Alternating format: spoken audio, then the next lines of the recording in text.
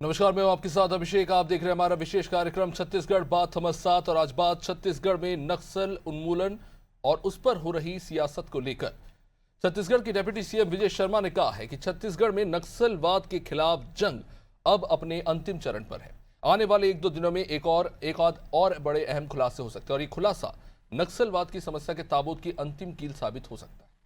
Deputy CM Sharma ने कहा कि सरकार की सख्त रणनीति और लगातार चल रही कार्रवाई के कारण नक्सलवाद का खात्मा संभव हो रहा है। इस पर पलटवार करते हुए पीसीसी चीफ दीपक बैज ने यह भी आशंका जताई कि नक्सलवाद से मुक्त होकर शांति की ओर लौट रहे बस्तर के जल, जंगल, जमीन और खनिज संपदा की रक्षा सबसे बड़ी चुनौती और आखिर इसका भविष्य क्या है। प्रदेश की भाजपा सरकार के भरोसे क्या इसे छोड़ा जा सकता है? अब आपको बता दें कि नक्सल उन्मूलन की डेडलाइन तय करने के बाद छत्तीसगढ़ में नक्सलियों का सफाया अथवा सरेंडर तेजी से हुआ है। नक्सल संगठन के सबसे खूंखार नक्सली माडवी हिडमा, नक्सल संगठन के सचिव बसवा राजू, गणेश उइके समेत 17 बड़े कैडर्स का एनकाउंटर किया जा चुका है। भूपति स्वरूपेश, रामधीर जैसे बड़े बड़े नक्सलियों ने अपने सैकड़ों साथियों के साथ हथियार डाल दिए हैं। बस्तर में बटालियन नंबर 1 के कमांडर देवा ने भी हिंसा का रास्ता छोड़ दिया और पप्पा राव भी अब सरेंडर करने वाले हैं या कर चुके होंगे। यानी छत्तीसगढ़ की धरती से नक्सलवाद अब पूरी तरह खत्म होता नजर आ रहा है। ऐसे में कांग्रेस को बस्तर के जल, जंगल, जमीन और खनिज संपदा की चिंता सता रही है। इसे आखिर किस नजरिए से देखें? क्या कांग्रेस की नजर में नक्सली ही इस संपदा के सबसे बड़े संरक्षक है? यदि ऐसा है तो नक्सलवाद के खात्मे के बाद अब बस्तर की संपदा के बचे रहने की आखिर गारंटी कौन देगा? आज इन तमाम सवालों के जवाब लेंगे। उससे पहले बयानों पर एक नजर। अंतिम डीकेएसजेडसी लेवल का जो नक्सल कमांडर था पापा राव, वो अपनी पूरी टीम के साथ आज पुनर्वास करने वाला है। जब वो पुनर्वास उसका हो जाएगा तो तकनीकी तौर पर हम स्पष्ट रूप से कह पाएंगे अब छत्तीसगढ़ की सीमा प्रांत में इस लेवल का, डीकेएसजेडसी लेवल का या उससे भी नीचे लेवल का कोई नक्सली अब नहीं है। अतः छत्तीसगढ़ की सीमा के अंदर यह चीज समाप्त हो जाएगी आज इस पुनर्वास के बाद। अभी भी यह है कि 25 लाख का छत्तीसगढ़ की सरकार की तरफ से इनाम डीकेएसजेडसी होने के कारण के ऊपर है, लेकिन ये बात स्पष्टता है कि अब उनका मनोभाव बदल गया है। मेरी खुद भी उनसे बात हुई है फोन पर और बात होने के बाद ये स्पष्टता है कि अब वो आज पुनर्वास कर। निश्चित रूप से अगर नक्सलवाद समाप्ति हो रही है, पापा राव अगर सरेंडर कर रहे हैं तो हम लोग के लिए अच्छा है। मैं स्वयं बस्तर से आता हूं, हम लोग उस क्षेत्र से प्रभावित हैं और हमने तमाम शीर्ष नेताओं को नक्सलवाद की इस घटनाओं से हम लोगों ने खोया है। क्या गारंटी है कि अब जल, जंगल, जमीन और खनिज संसाधन सरकार नहीं बेचेगी, हमारी आयरन ओर को निजी उद्योगपतियों को नहीं बेचेगी? इसकी गारंटी है क्या सरकार के पास? निश्चित रूप से नक्सलवाद अगर पूरी तरह समाप्त होता है, नक्सल मुक्त छत्तीसगढ़ बस्तर या छत्तीसगढ़ घोषित करना है तो सरकार के ऊपर। तो तमाम बयानात आपने सुने और जाहिर तौर पर नक्सलवाद जो है छत्तीसगढ़ के सबसे प्रमुख मुद्दों में से एक है, सबसे प्रमुख चुनौतियों में से एक है और सबसे बड़े राजनीतिक मुद्दों में से एक है। अगर ये समाप्तिकरण की ओर बढ़ रहा है तो आखिर इसे किस तरह से देखें, इसी पर चर्चा करेंगे। गोपाल बिष्ट हमारे साथ है बीजेपी से, अंशुल मिश्रा कांग्रेस से, कौशल संडमेर वरिष्ठ पत्रकार हमारे साथ है। आप सभी का बहुत बहुत स्वागत। तो सबसे पहले मेरा सवाल गोपाल जी आप ही से है। जाहिर तौर पर ये बेहद उल्लेखनीय है, आपने एक टारगेट सेट किया और अब उसमें कुछ 7 दिन रह गए हैं और इन सब के बीच में पप्पा राव अब सरेंडर कर रहे हैं। तो इन सब के बीच में एक बड़ा सवाल जो विपक्ष पूछ रहा है कि नक्सलवाद अगर समाप्ति की ओर है, अगर मान लिया जाए कि 31 के बाद जो समाप्ति हो रही है उसके बाद छत्तीसगढ़ के उन क्षेत्रों का क्या भविष्य होगा जिसको लेकर विपक्ष चिंता जता रहा है? नक्सलवाद की समाप्ति के बाद क्या उन क्षेत्रों में विकास वही राह पकड़ेगा जो गैर नक्सली क्षेत्र पकड़ रहे हैं? क्या उस तरफ हम बढ़ते हुए नजर आ रहे हैं?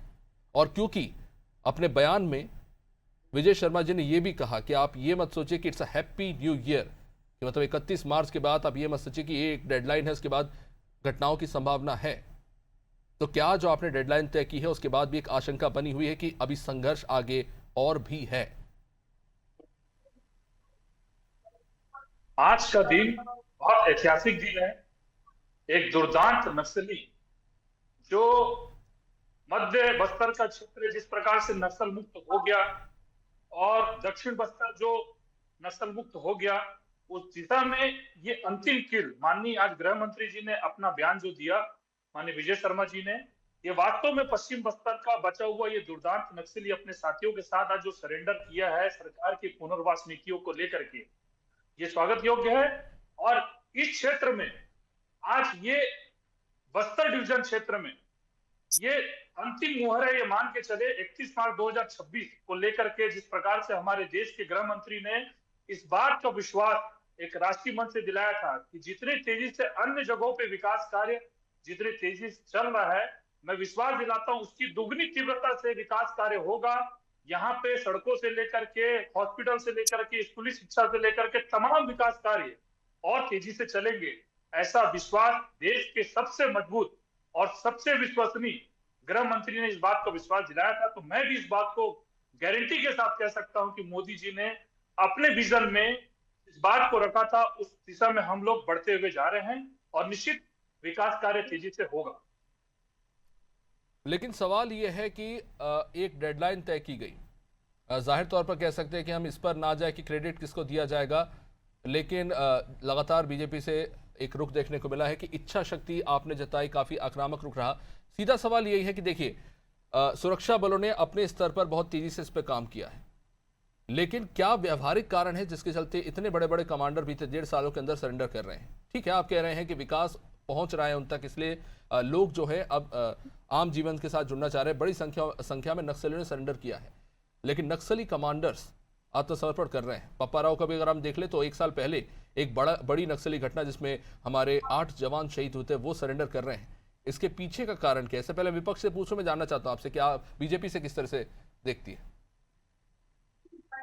ऐसा है, आज के तारीख में सरकार जब मजबूत इच्छा शक्ति के साथ निर्णय लेती है तो उसके कई नुकसान और कई फायदे भी होते हैं। आज हमने सरकार में आते ही सही उसके नुकसान को नहीं देखा। हमने देखा कि जनता को विकास मिलना चाहिए, जनता को हॉस्पिटल मिलना चाहिए, जनता विकास की मुख्य धारा से जुड़ना चाहिए। उस दिशा में हमने निर्णय लिया और जितने नक्सली को लेकर के, जो घटनाओं को लेकर के, जो डर को लेकर के, जो सायों को डर के सायों में जी रहे थे जनजाति समाज के लोग बस्तर जैसे क्षेत्र में, आज वहां सरकार का विश्वास बढ़ा और सरकार वहां पे निचले स्तर तक विकास कार्य करने के लिए प्रतिबद्ध है। और निश्चित तौर पे हम आपको दिखाएंगे और देखेंगे आप भी कि वो जितनी तेजी से बस्तर अब वहां काम करेगा वो हमारे सामने देखने को मिलेगा। एक बात मैं और दावे से कह सकता हूं कि ये जो DKSZY का जो कमांडर बचा हुआ था, यही एक ऐसा कमांडर था जो छुप करके जंगलों का सहारा लेकर के अभी तक बचा हुआ था। ये मान के चल सकते हैं कि इस लेवल का कमांडर नहीं रहा पश्चिमी दंडकारा से, और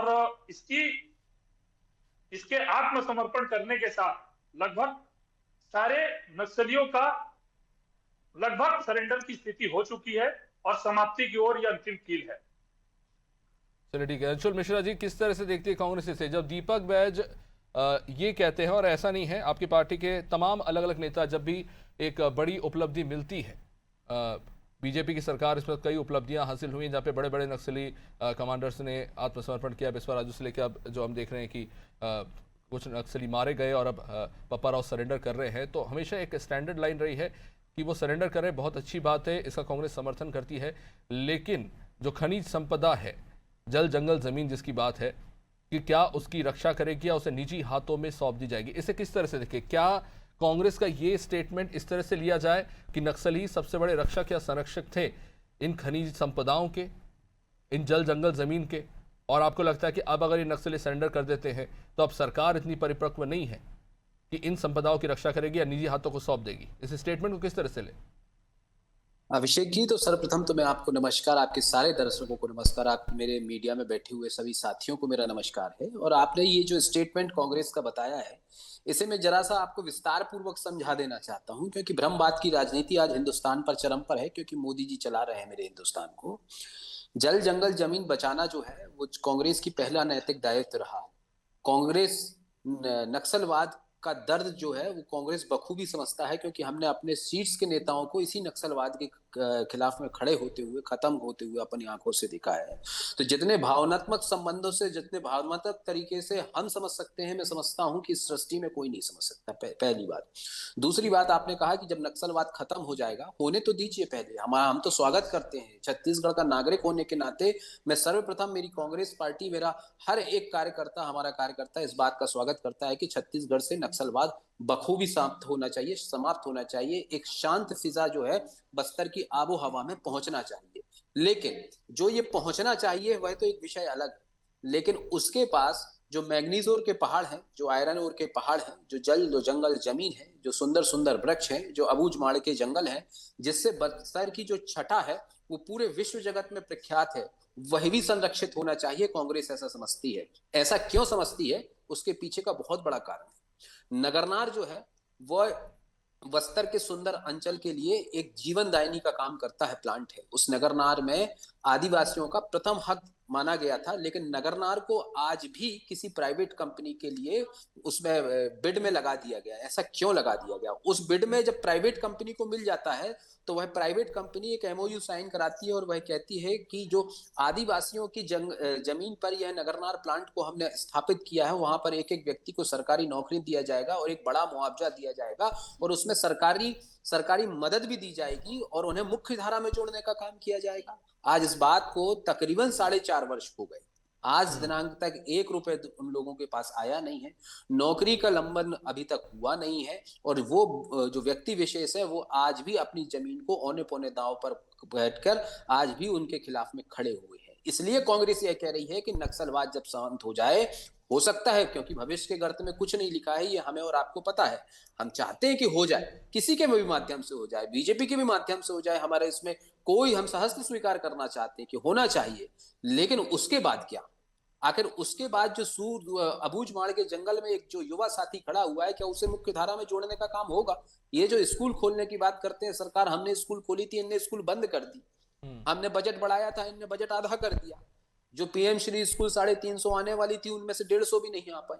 तो कैसे होगा? हम ख्वाबों की दुनिया में हैं, वह विषय अलग है। होगा कैसे, इस बात को तो जरा प्रवक्ता जी बता देंगे तो ये बहुत अच्छी बात। पर अंशुल जी, जो हिंसा, भय और अस्पष्टता की स्थिति थी, वहां पर एक सरकार आती है और कहती है कि एक डेडलाइन है मार्च 31 की। उन्होंने कहा, ये कहने की हिमाकत की और उस पर आगे बढ़े और कई मोर्चों पर सफल भी हुए। क्या उस बात को भी इनकार करेगी कांग्रेस? बिल्कुल इनकार नहीं किया जाएगा। क्यों इनकार करें? छत्तीसगढ़ का नागरिक पहले मैं हूं, आदरणीय दीपक बैज जी छत्तीसगढ़ के नागरिक पहले हैं, उसके बाद वो कांग्रेस पार्टी के प्रदेश अध्यक्ष हैं। भूपेश बघेल जी छत्तीसगढ़ मातारी के पुत्र पहले हैं, उसके बाद वो कांग्रेस पार्टी के सदस्य हैं। हम यह चाहते हैं, हमने कहा है, कांग्रेस यह चाहती है और कांग्रेस ने इस पे पथ प्रदर्शक और निरंतर कार्य कर दिखाया है पिछले 5 वर्षों में। उसकी तो प्रतिलिपि है कि 31 तारीख तक की आपने डेडलाइन तय करी है। हम यह चाहते हैं कि ये चीजें होना ही चाहिए। छत्तीसगढ़ में एक शांत फिजा का जो वातावरण है वह बस्तर के अंचल में पहुंचना चाहिए, लेकिन उसके बाद क्या होना चाहिए, आप इस बात पर प्रकाश डालें बीजेपी के प्रवक्ता। इसके बाद जो अबूझमाड़ में खड़ा हुआ एक गांव में ये युवा साथी है, जो हमारे और आपके जैसे मनोवृत्ति के साथ साथ एक बड़ी चेष्टा रखता है, भारत की एक सुंदर मुख्य धारा में जोड़ने का प्रयास होने के लिए वो कार्यरत रहता है और पूरी इच्छा रखता है, उसके साथ गलत नहीं होना चाहिए। पिछले 5 वर्षों में उसके साथ गलत हुआ है ना, मैं तो आपको उदाहरण के साथ समझा रहा हूं। नगरनार उसका जीता जागता उदाहरण है ना। मैग्नीजोर और आयनर और अडानी को दे दिया गया है ना। ये मैं नहीं कह रहा हूं, ये भारत का नीति आयोग कह रहा है, अडानी का डिपार्टमेंट कह रहा है, और मैं नहीं कह रहा हूं। अडानी ने आज दिनांक में उनको नौकरी नहीं दी है ना, सरकार ने उनको आज दिनांक तक उनको नौकरी नहीं दी है ना, उनका मुआवजा आज दिनांक तक नहीं पहुंचा है ना। तो अब जब 31 मार्च के बाद क्या होने वाला है? डेडलाइन तो आपने तय कर दी, मीडिया में बैठ के बोलना बहुत अच्छी बात है, लेकिन जो जमीन पर जो मोती बिखरे हुए हैं उसे क्या एक माला में पिरोने का काम होगा क्या? यह प्रश्न, वाजिब प्रश्न उठता है। इस पे जवाब लूंगा गोपाल जी से, लेकिन कौशल जी सबसे पहले आना चाहूंगा। इस पे नक्सली पर तो हम बात कर ही रहे हैं, लेकिन छत्तीसगढ़ के लिए तो यह आशीर्वाद माना जाता है कि खनिज संपदा हमारे पास है, लेकिन जब भी इस संपदा के संरक्षण की बात आती है, इसके दोहन की बात आती है, अचानक से खनिज संपदा जो छत्तीसगढ़ की है वो आशीर्वाद कम और अभिशाप ज्यादा लगने लगती है। अगर राजनीतिक लफ्जों में इसे देखें तो कैसे, इसे किस तरह से पिरोए? क्या प्राइवेट एंटिटीज को इसे सौंपना अभिशाप बन जाता है? सरकारी संरक्षण में ये रहे लेकिन इस संपदा का इस्तेमाल ना हो, क्या वो सही है? या फिर ये कहें कि जहां भी कुछ अच्छा हो रहा है उसका दोहन करने के लिए वो लोग पहुंच जाते हैं जो शक्तिशाली है?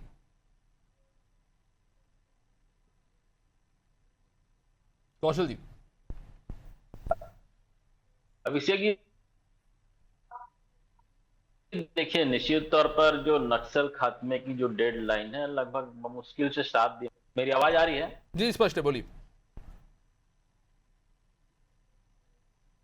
मैं अपना हेलो। सवाल फिर से शायद दोहरा देता हूँ, ऑडियो की वजह से रिसीव जी नहीं हो रहा अभिषेक जी, था। मैं वही कह रहा हूँ कि बमुश्किल से 7 दिन का समय बचा है जो डेडलाइन तय की गई है।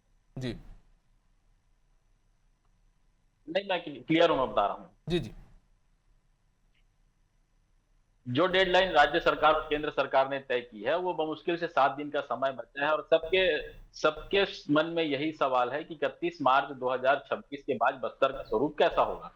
क्योंकि निश्चित तौर पर यदि आप सशस्त्र नक्सलवाद के खात्मे की बात करते हैं, और आपने स्पष्ट ये भी कहा है कि हम विचारधारा की जो लड़ाई हमारी चलती रहेगी, तो निश्चित तौर पर वहां पर जो उस विचारधारा से जुड़े हुए लोग हैं उन तक हम कैसे पहुंचेंगे, उन लोगों को हम सरकार की योजनाओं से कैसे जोड़ेंगे, उन लोगों तक हम विकास की मुख्य धारा से को कैसे पहुंचाएंगे, ये सबसे बड़ा सवाल है। क्योंकि बस्तर का जो भोला भाला आदिवासी, आज भी हमारे पास इस तरह की तस्वीरें आती है कि वहां पर लोगों के पास एम्बुलेंस नहीं पहुंच पाती है, खटिया में लेके मरीजों को लाया जाता है, पीने का पानी नहीं है, स्कूल नहीं है, आंगनबाड़ी नहीं है, बहुत सारी चीजें हैं। तो मुझे ऐसा लगता है कि बस्तर का विकास यदि नक्सल खात्मे के बाद हम देखते हैं तो वो बस्तर का अंतिम व्यक्ति तक विकास पहुंचाना राज्य सरकार हो चाहे केंद्र सरकार हो, उसकी पहली प्राथमिकता होनी चाहिए। क्योंकि अभी सबसे बड़ा सवाल यही है कि आखिर 7 दिन बाद जब हम घोषणा करेंगे, जब केंद्र सरकार राज्य सरकार घोषणा करेगी छत्तीसगढ़ से नक्सलवाद, उन्होंने छत्तीसगढ़ से नहीं कहा, उन्होंने देश से नक्सलवाद की सफाई की बात कही थी। जी तो मुझे ऐसा लगता है कि इस दिशा में सरकार को सोचना होगा कि जो आदिवासी, जो भोले भाले आदिवासी, जिनकी संस्कृति, जिनकी परंपरा और जिनका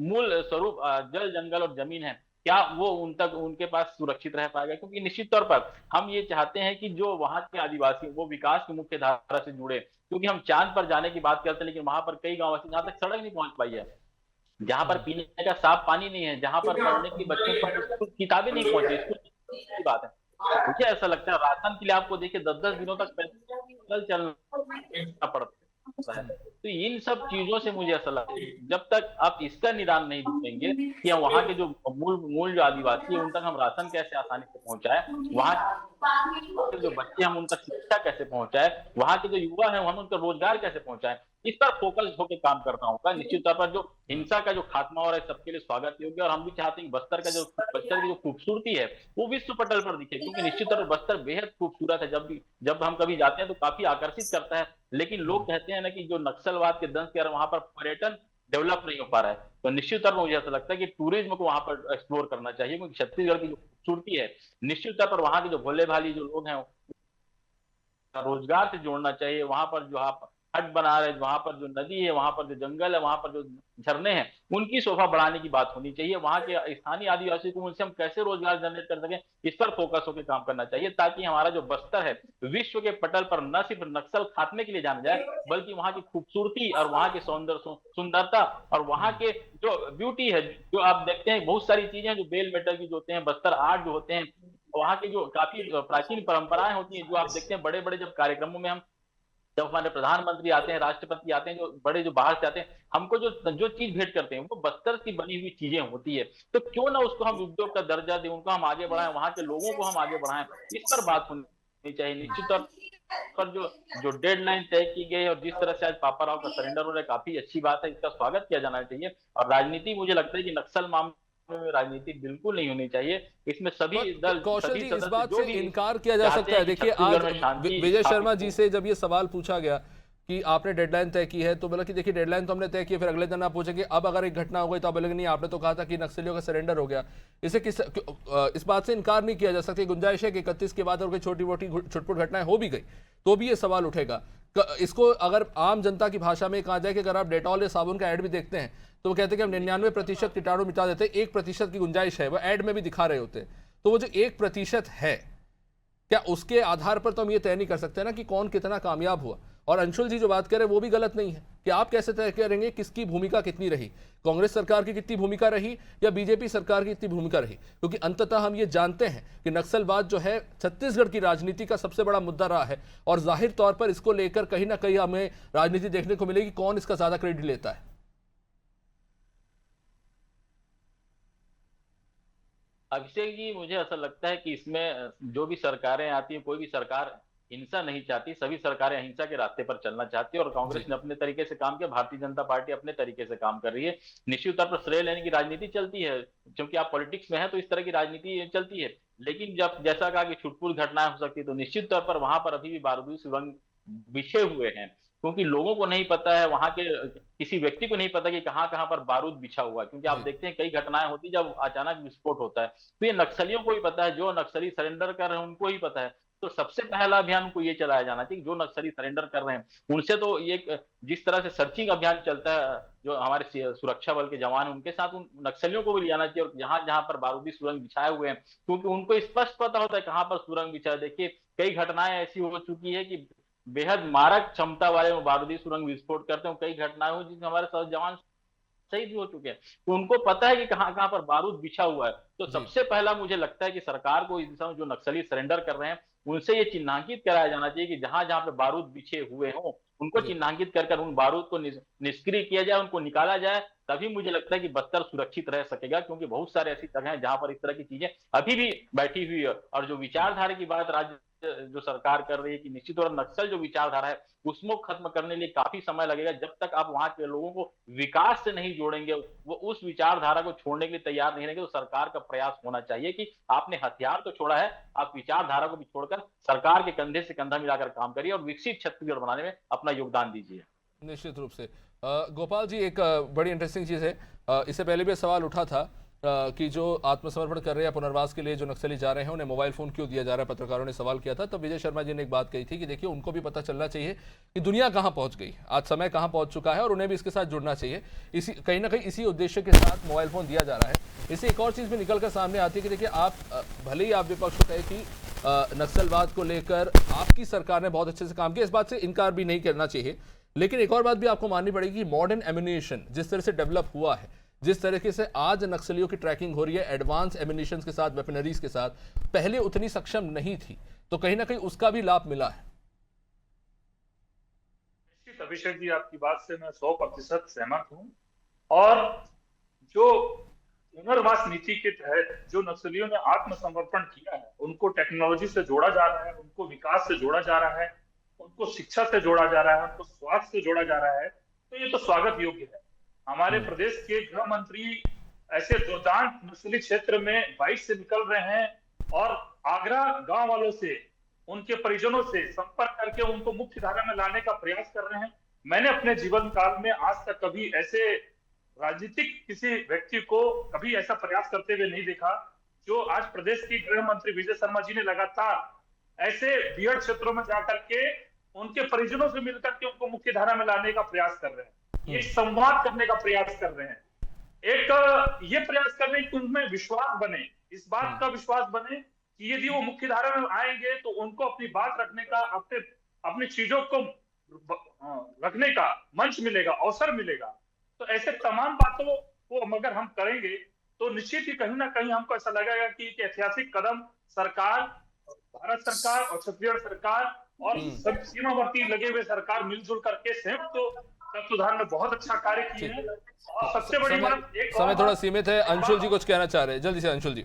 बात आ रही थी गोपाल बेस्ट जी ने बड़ी अच्छी बात कही कि इनने अपने जीवन काल में आज तक ऐसा नहीं देखा जा रहा है कि मुख्य धारा। गोपाल जी मेरा समय है गोपाल जी ने बड़ी अच्छी बात कही कि आज तक मैंने अपने जीवन काल में ऐसा राजनीतिक कर्म नहीं देखा कि उनको नक्सलियों को मुख्य धारा में जोड़ा जा रहा है, स्वास्थ्य में जोड़ा जा रहा है, शिक्षा में जोड़ा जा रहा है। तो ऐसा जीवन काल में महोदय हमने भी नहीं देखा तो बिल्कुल नहीं है कि ऐसा कैसा शिक्षा में जोड़ा जा रहा है कि मुख्य धारा में जोड़ा जा रहा है और वहां से जो शिक्षा का बजट है वो आधा कर दिया जा रहा है। ऐसा जीवन काल में हमने भी नहीं देखा। स्वास्थ्य में मुख्य धारा में जोड़ा जा रहा है और उनके घर पे जो बीबी है, जो प्रेग्नेंट बीबी है, उसको चारपाई पे और खाट पे वहां तक ले जाया जा रहा है, स्वास्थ्य विभाग तक ले जाया जा रहा है। ऐसा हमने भी जीवन काल में नहीं देखा। आप जो ये कह रहे हैं कि हमने बहुत बड़ा काम कर दिया, ऐसा कुछ भी नहीं हुआ है सरकार।